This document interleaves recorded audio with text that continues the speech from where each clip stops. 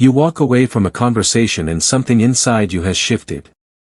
You're not physically tired. You haven't been yelled at. Nothing obviously terrible happened. But you feel it, this slow, heavy emptiness, like someone quietly reached in and took something from you. And the worst part is you can't explain it. So you tell yourself you're being too sensitive, too dramatic, maybe it was nothing. But it wasn't nothing. That feeling, that hollow, confused, drained feeling, has a name, and it has a cause. Smart people don't accidentally avoid toxic relationships. They have specific, deliberate ways of thinking, specific habits, specific quiet rules they live by. When you hear the words toxic person, your brain probably pictures someone loud and obviously manipulative. But the most dangerous toxic people are nothing like that. Research from Friedrich Schiller University in Germany found something that stopped me cold. Exposure to toxic people triggers the exact same neurological stress response as a physical threat. Your nervous system goes into survival mode, even when nothing obviously bad is being said. Smart people have learned, sometimes through painful repetition, how to recognize what's happening before it hollows them out. Here are the 7 ways they do it. Way 1. They trust the feeling before they can explain it. You know this feeling, everything someone says sounds reasonable, but something deep in your stomach says off. Most people override that feeling with logic. They tell themselves they're probably being paranoid. Smart people don't do that. That gut feeling is your subconscious mind processing hundreds of micro signals your conscious mind hasn't caught up to yet. Tiny inconsistencies in someone's story. A flicker in their eyes when they speak. Psychologists call this somatic intelligence, the wisdom stored in the body, not the mind. And the research is clear, it is rarely wrong. Way 2. They watch what people do, not what they say. Toxic people are often extraordinary with words, they apologize beautifully, they explain themselves perfectly.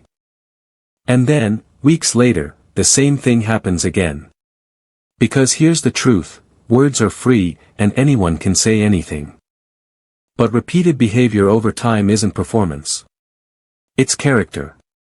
Smart people give words one chance, and then they watch the pattern. One psychologist put it perfectly, don't listen to what they say, watch what they do when they think no one is paying attention. Smart people are always paying attention.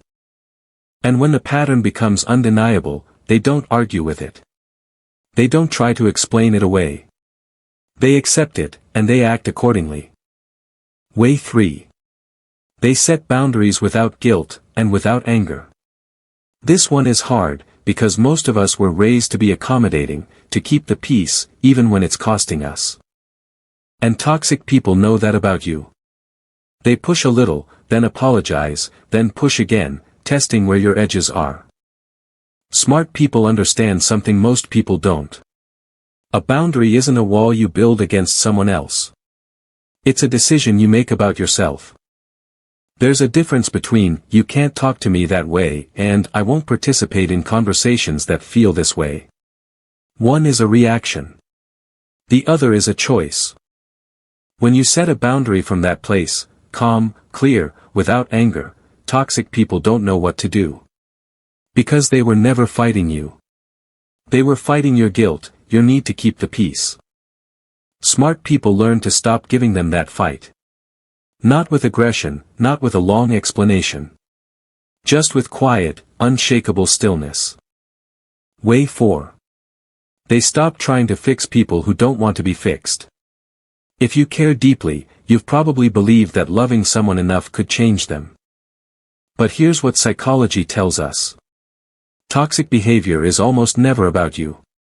It's a deeply ingrained pattern that exists independent of what you do or don't do. You could be the most patient, loving person on earth, and it still wouldn't be enough.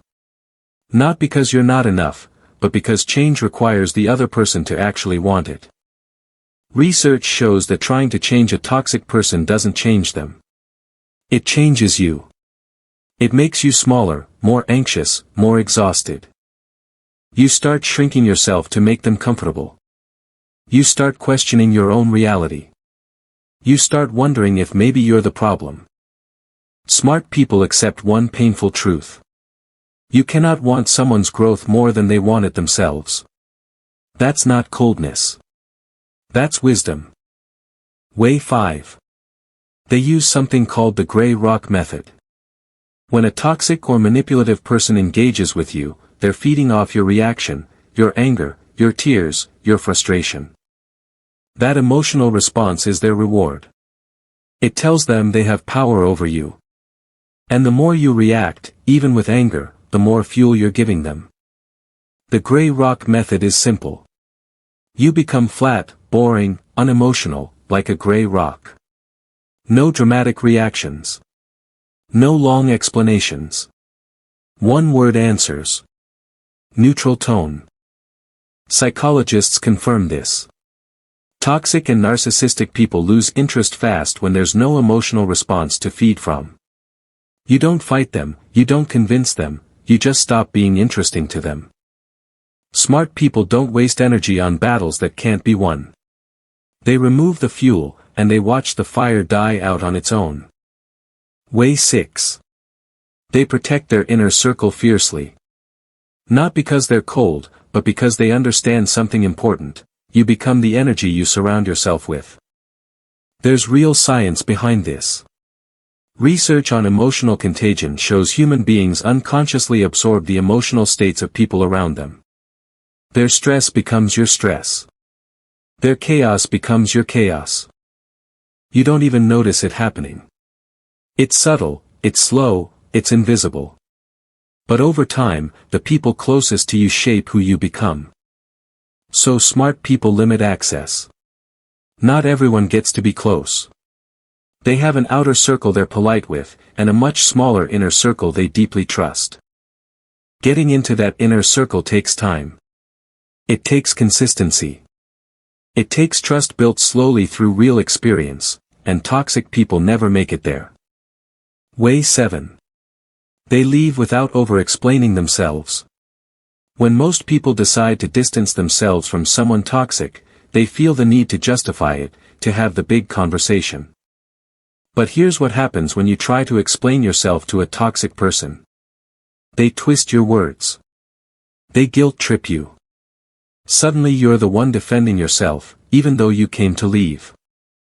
Psychologists call this pattern JADE: justify, argue, defend, explain.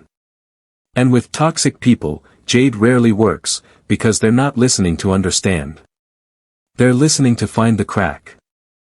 You don't owe anyone an explanation for choosing your own peace. Smart people don't make dramatic exits. They don't write the long message. They quietly create distance. They become less available, less reactive, slower to respond, until the relationship has no oxygen left, and it fades. Not with a fight. Just with silence. If you've been drained by someone, if you felt confused or exhausted or like something is always slightly off, I want you to hear this. Choosing to protect your peace is not selfish. Removing yourself from toxic energy is not weakness. Walking away from what drains you is one of the most intelligent decisions a person can make. And here's the thing nobody says out loud. The moment you start protecting your peace, some people will call you distant. They'll say you've changed. Let them. Because the people who truly belong in your life will respect your boundaries. They'll match your energy. They'll make you feel more like yourself, not less. Your peace is not up for negotiation. And the moment you truly believe that, the toxic people in your life will start to lose their power over you, not because you fought them, but because you finally chose yourself. Like to learn more about human psychology? Like, comment, and share this video. Subscribe my channel now. Thank you for watching.